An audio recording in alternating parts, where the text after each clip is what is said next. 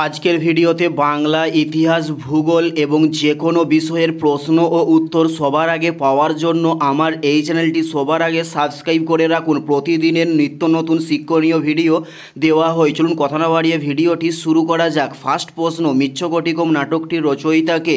উত্তরটি হলো শূদ্রক। মৃচ্ছকটিকম নাটকটির রচয়িতা।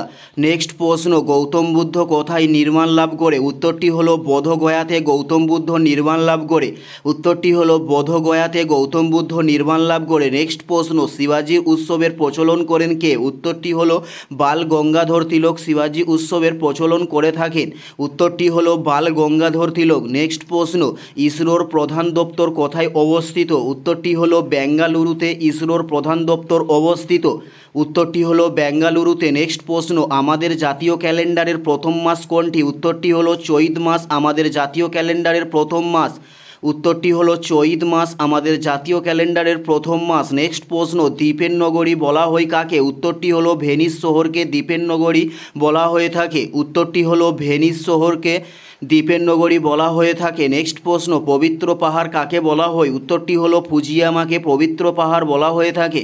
উত্তরটি হলো ফুজিয়ামা শহরকে পবিত্র পাহাড় বলা হয়ে থাকে। নেক্সট প্রশ্ন, গোলাপি শহর কাকে বলা হয়? উত্তরটি হলো রাজস্থানকে গোলাপি শহর বলা হয়।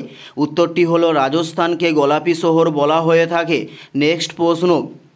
নেক্সট প্রশ্ন হলো মুক্তার দেশ কাকে বলা হয়? উত্তরটি হলো কিউবাকে মুক্তার দেশ বলা হয়।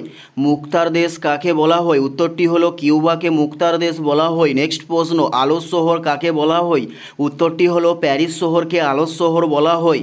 উত্তরটি হলো প্যারিস শহরকে আলস শহর বলা হয়। এটাই ছিল এই ভিডিওর লাস্ট প্রশ্ন। আর কোন ধরনের শিক্ষণীয় ভিডিও আপনারা প্রত্যেকে দেখতে চান অবশ্যই কমেন্টে লিখে জানাবেন। পুরো ভিডিওটা দেখার জন্য আপনাদের প্রত্যেককে আমাদের ইউটিউবের পক্ষ থেকে রইল অসংখ্য ধন্যবাদ।